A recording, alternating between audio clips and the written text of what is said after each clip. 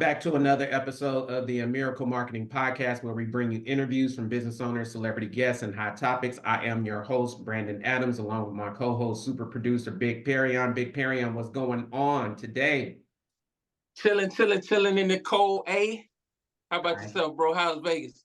Vegas has been cold, not as cold as you guys, but people don't think Vegas get cold in the wintertime, but it's been in the 30s some days, and it'll get up to about low 50s, but starting to warm up just a little bit. But anything in the 30s is too cold for me. I'm an LA boy, so I need everything 70 degrees every single day. Oh, always. Always. All right, so make sure you guys hit the subscribe button. And if you would like to be a guest on the show, send us an email to amiraclepodcast@gmail.com. On today's show, we have a very special guest. This man specializes in education, so he's going to tell us a little bit about his company. And we want to welcome to the show Mr. Marlo Prioleau. Welcome to the show, Mr. Marlo Prioleau. Thank you. I appreciate you guys for having me, man. I can't wait. I'm looking forward to it. Feels No good. problem. Feels No good. problem. We here at the Miracle Marketing Podcast, we definitely strive on education and our youth. So, that's something big that our youth definitely needs. And we want you to share on our platform what you have going on and tell us how our youth can benefit from your platform. Okay. Yeah. So here at Velocity Education Group, that's the name of the company that I founded. And first of all, I appreciate you guys for having me. But for an African American entrepreneur or edpreneur like myself to have the platform that we have, we're super excited always to talk about it. So one of the things that we do traditionally is the whole goal of the company is to make sure that middle school students and high school students have a plan for their life after high school. We're not talking about 2 years, 4 years, hair school, nail school, HVAC. Let's take that piece out of it for a second. And the number one thing is let's talk about what happens to you when you graduate from high school. So in order to talk about what happens to you when you graduate, first you have to get there, right? So that's kind of the byproduct is the graduation and the things that you need to do along the path, staying in school, maintaining good grades, and some of those other different things that go along with it. So number one, we want to make sure the students cross the finish line and get to graduation because that's important for us, especially in our community, right? The second thing is once you walk, we want to make sure that you have a plan because what happens is in our demographic from 18 to 24, students who do not have a plan of action or a plan of next steps, it's very easy for them to fall into a trap. Before you know it, you make one bad decision, and one bad decision can change the trajectory of your whole life. So you hanging out, with the homies one day because nobody sat us down and we really didn't make any plans of what to do when we graduated. So now we graduate, and what do we have? Idle time. And what happens with idle time? The works of the devil, right? So before you know it, you caught up into something. Now you got a felony on your record, and now you began to make your life harder, when it didn't have to be that way. So some of the things that we put in place and some of the process that we have implemented will help the students start to understand the decision making process, right? Because we want to get the students thinking about, oh yeah, well, what am I going to do? Or what kind of things am I good at? Right? What is my passion? What do I know how to do? What do I have the bandwidth to do? What would I do, in a perfect world if I could snap my fingers? So we've got some scientific, methods around some of the things that we do and use to help the students understand what those things look like. Then we start to steer them into that direction or start going down that path with the students so they can be successful. Now, do you when you say you use scientific methods, is that analytics? Correct. Yeah, we actually have an assessment. So a part of what the students are going to do, we've written a 21 lesson curriculum, right? So this it's an actual program. You start at the beginning, you move through a series of online courses, you take classes, there's questions, quizzes, and video, and there comes to a point where the students will take an assessment. And that assessment asks the students different things like, do you work with your hands? Do you like working with your hands? Do you like working inside? Do you like working working with people? Do you like working in small groups? You like working in large groups?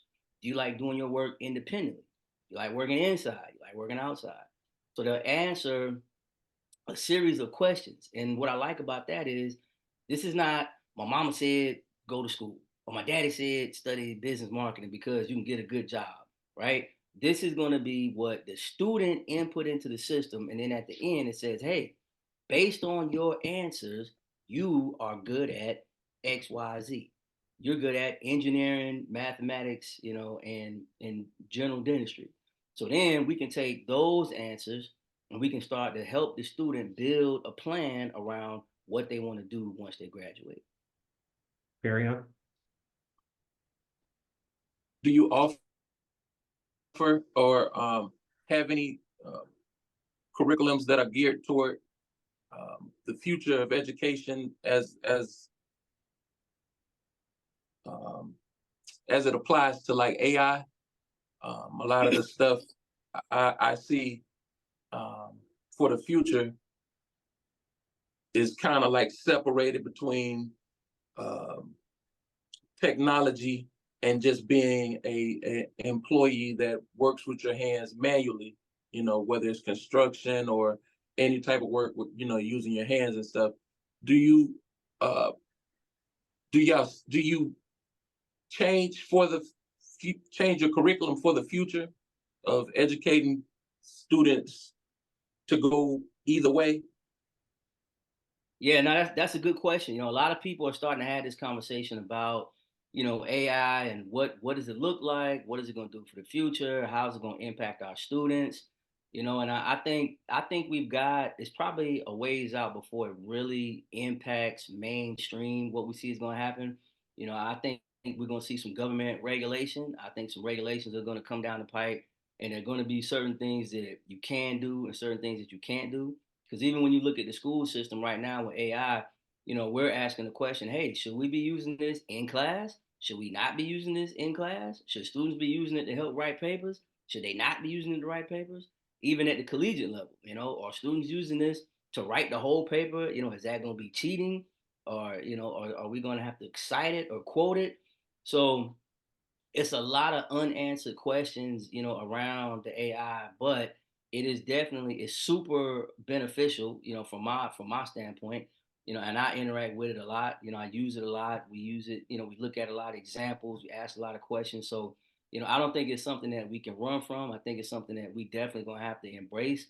And I think if we implement it early, and try to bring it into school, probably even at like a middle school level, to start introducing students to how to use it and how it can be beneficial, then when new technology comes in, it's always better to grow, with the technology if you can. Then it's not scary, it's not weird. When you start seeing it being implemented, in the workplace, or you start seeing it at the manufacturing, at manufacturing places, it'll be more comfortable and then it's more acceptable and then everybody can gravitate towards it more at the same time. But I don't think we're going to see, a mass deal where all of a sudden tons of jobs are eliminated and you can't do this and you can't do that. It's similar to the flying car. Every year we say cars gonna be flying next year, and we're gonna be flying next year. We still are driving regular cars. We still driving on gas. Now EV is starting to take place, right? You're starting to see more electric vehicles. You're starting to see more, places where you plug up. But still, the majority, or the mass way that we still get around and use population is still the regular everyday car, right? So you can look at it, you can see that it's coming, you can know that it's coming. It's best to learn about it, study up on it, and ready yourself so that when it does start to integrate itself into society, you can just be more prepared. So How how um how do you regulate, well, in the class, how do you regulate students who have papers to turn in, and they're getting AI to do their work for them? Does that take away from them learning to have AI write a whole paper for them? yeah, I think I definitely think it does because nowadays in any way that you can cheat code the system, right? And that's a big student word, cheat code. Man, we got a cheat code. We got a cheat code. So if you can shortcut it or go around it, you'll do it. I think it's going to be more prevalent at the collegiate level. I don't think you'll see it more at the secondary level, or like middle school, high school, only because you're, as a teacher, you can read a paper and say, who wrote this? You probably can remember growing up, you turn the paper in, somebody in class, teacher might have said, who wrote this? You didn't write this. Because they know what level of vocabulary is being used. They know, what kind of acronyms are being said, and they can feel the overall kind of tone and the essence of what's being turned in. Even myself as a teacher, I could read something in media and go, I know for a fact James did not write this, right? This was written by older brother. Your mama came in there, was tired, so she said, "Boy, give me this thing. Let me write, because it's time for you to go to bed." So, I mean, it's very noticeable. So, if you're a good educator, and I wouldn't even say that, if you're an educator and you've been working with students, especially your students who matriculating through your programs, you kind of have an idea of what they're capable of and not. So, in a situation like that, it'll be very recognizable, and able to spot out. So, and it's going to boil down to the school and the district. Some districts, I would probably say right now, for the most part, it's just outlawed. Like, there is no using AI to write anything as of right now, right? It has not integrated. It's just too new. It's just a few years really out of the gate. So it's not even being implemented. But what their educators are doing now at that level is they're starting to have that conversation like, okay, how do we integrate this? Should we integrate this? And if we do, what does that look like? I wanted to ask you because I know you're in Atlanta. Are you familiar with Hank Stewart at all? No, I'm not. Okay, so Hank Stewart annually holds a event where he has a lot of different organizations, celebrities, radio personalities, anybody that's on the professional level go to the different, well, it's usually at one particular school that he picks, and they go in and talk to the students and kind of prepare them. That's something I think that you should definitely look at because I've done it several years in Atlanta, at least about 3 or 4 years, and it's a huge event. Oh, It okay. usually comes up, it might be around now or like early spring. And his name is Hank Stewart, and it's a great way. It's a great way to, talk to the students. You go in there, you talk to the students, tell them what you have going on, and it fits your criteria from the 8th and the 12th grade, and also the low income students. Hmm. No, we definitely open to that. We this past weekend I actually facilitated about 3 sessions for almost 180, 190 middle school, high school students across the state of South Carolina.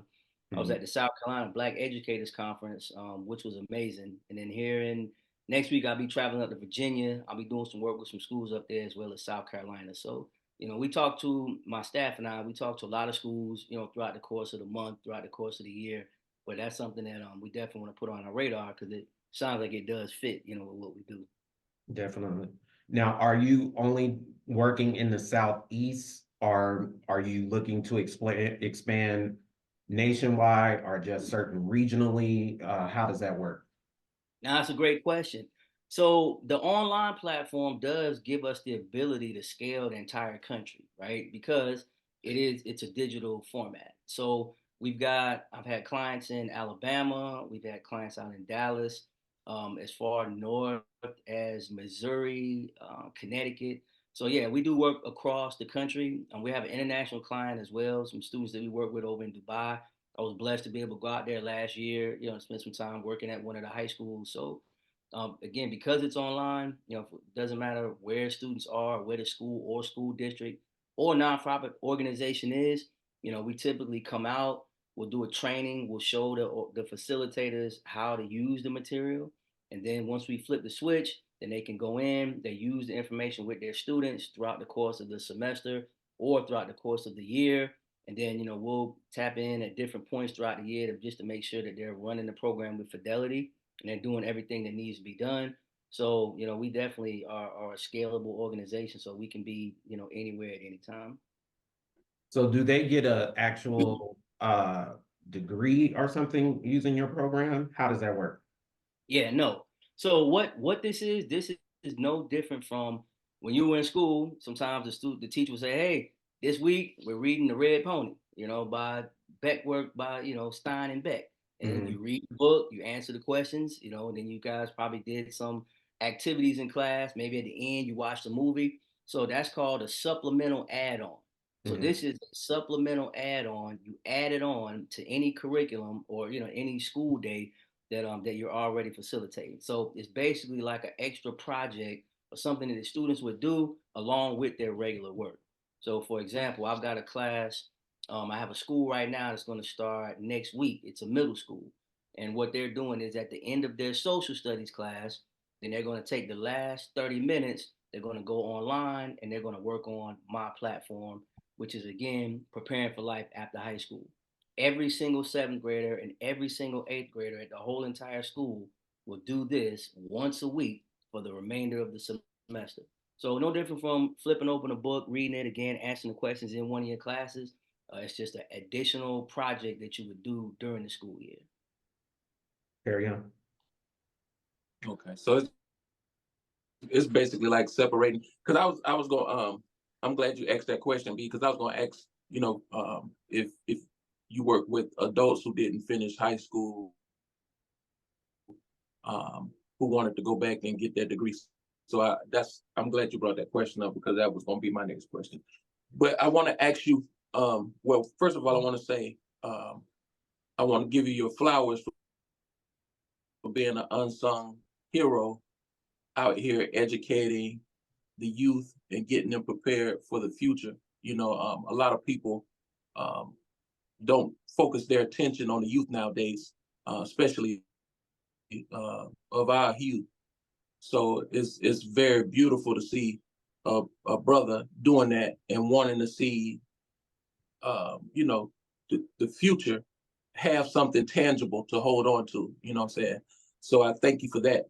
Now, as far as like your platform, do you plan on having like a brick and mortar situation, or is it with it's too past that now with the climate of today? That's a good question. People ask me that all the time, like, "Oh, where's the velocity office? Are you guys gonna do something where we can come in and that kind of thing?" But you never know, what the future holds. We've got some things, in the works for something possibly like that, but just more of a hybrid format. The way the kids think and the way that the world moves right now, you got to be able to move so fast. And the minute you start locking yourself down with buildings and facilities and things like that, then it gives you the ability to not be so mobile. So we've got some negotiations on the table right now about doing some mobile units, that can kind of get out and be nimble and move around the country from that capacity. So I'm real excited about that. So we'll see, what that brings. So, but that's definitely a good question. Is there a avenue for or a platform for juveniles who they're not in school now because they're locked up? Is there a way for them to still be able to continue their education while they're locked up or in that situation? That's again a good question. I actually probably about 6 months ago, I was sitting right in my office and I get a phone call from Fulton County Jail. And you probably know, familiar with Fulton County because you're right here in Atlanta. So, Mhm. and I was talking to the gentleman and he said, "Hey, we've got some kids that are graduating from a program, right?" So immediately I said, "Man, I forgot, the prison system, they have a lot of programs that kids are inside behind the wall, but they're educating themselves because when they get out, they still want to come back in and be, upstanding members of society, right?" So they were having a graduation. And he said, "Yeah, we need a graduation speaker, somebody who can say a few words, at the end, and just kind of welcome these guys back into society and etc." And I said, "Yeah, yeah, absolutely." They had gotten my information through a good friend of mine. So I went into the jail, and what I didn't realize was when they said graduation ceremony, I'm thinking, okay, it's gonna be balloons, it's gonna be cake, they're gonna walk these guys upstairs. I'm probably gonna walk in, say, do my thing, say what I say, and walk out. So we get in and we start walking. and we're walking, and we're walking, and then they start buzzing buzzers. And then gates start closing behind us. Click. And I said, "Hey, how far, down are we getting ready to go here?" They said, "Oh, we going deep. We going into the jail." I said, "Well, I thought I was coming to jail. I didn't know I was going into the jail, right?" So we get down and we get deep into the belly, man, to one of the pods. And it was heartbreaking because what I saw, even when I think about it now, I get a little emotional because when those young guys started coming down the stairs and I was looking at their faces, they're kids, right? These guys were 18 to 24, had made a few mistakes in life, and now, they're having to, be held accountable for it. And when they came down and they sat down and I started talking and, doing what I did, and I made mistakes of my own, which is we kind of didn't talk about why I even built or created this whole system, and we can probably circle back to that. But I made some mistakes as well, and I told them, it's the only reason I'm not in here with you guys because I didn't get caught, right? So we actually had a really good conversation. But what that led to was the warden at that time, the captain said, "Hey," one of the inmates said, "Hey man, are we gonna get some books?" Because I had a couple of books in my hand. And they said, "Oh yeah, we can definitely get some books, man, for the guys and let them read your program, go through it, answer the questions, and talk through it." And it meant a lot to me to know that those guys behind the wall were now getting ready to get some good information, be able to self propel and get some information that's going to help them when as they continue to transition out of there. So that was a place that I didn't think I belonged. I wasn't sure that, my information or material was going to resonate, with those individuals. But to your point, kind of like what you said earlier, if you're between 18 really and probably about 30, and if you finish high school or didn't, in your mind mentally, you kind of like a 12th grader, right? You kind of still in a crunch where you trying to figure out, okay, well, what is my next step? And I talk to people all the time, 24, 25, 26, 27, still trying to figure out, what to do and where to go, which is why it's so crucial that we, catch them early. We believe in early intervention and early awareness, right? So we start talking to kids as low as the 7th grade, in some places, even as low as the 6th grade, because it's early, the earlier the better. Early intervention, early awareness. As soon as you can plant the seed, you just never know what you might say or what they might read or see at an early age that's going to spark something off and they go, "Oh man, I didn't know that I could do that. I didn't know that was a possibility for me." Then you got them locked in. Then if you can just stay with them and massage it, then you can watch them grow and get to the point where they can have some success. So we've seen different age groups, we've seen different platforms, we've seen different demographics, even in the prison system, and that happens often. As a matter of fact, I'm actually meeting with some prison officials in South Carolina about a week from now. So, sometimes you just never know, where the information will take you. But more importantly, we trying to do the work that's not being done, and it's gritty work. I know people who say, "Man," I asked a guy, I said, "Man, you think you could mentor a kid?" You know what he said? "I don't have time to mentor my own kids. I work 12 hours." So people are out here, especially educators, man, and shout out to all my teachers who might be watching this.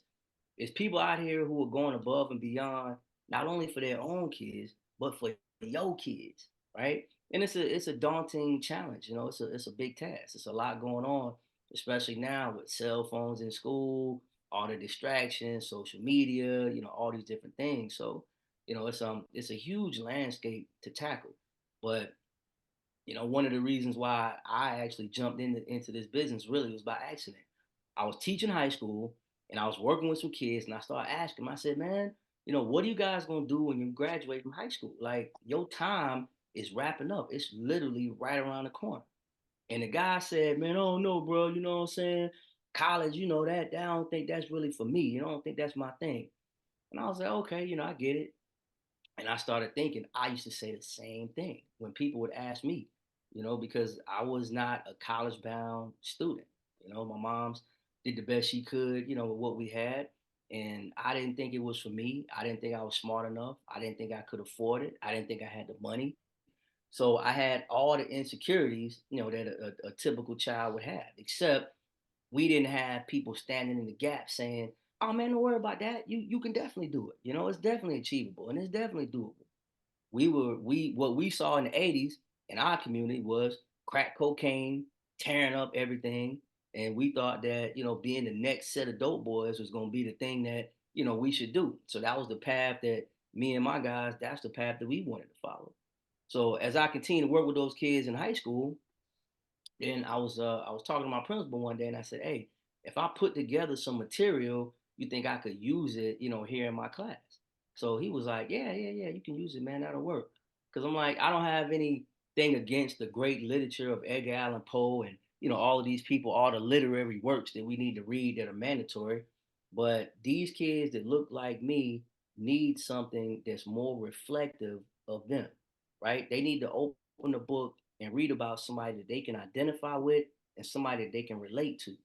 And I felt like if I could put something together to kind of answer that question, that I could get them to be more engaged and I could get them to start thinking, beyond high school and get them to a point where they could get excited, about moving on with those next steps.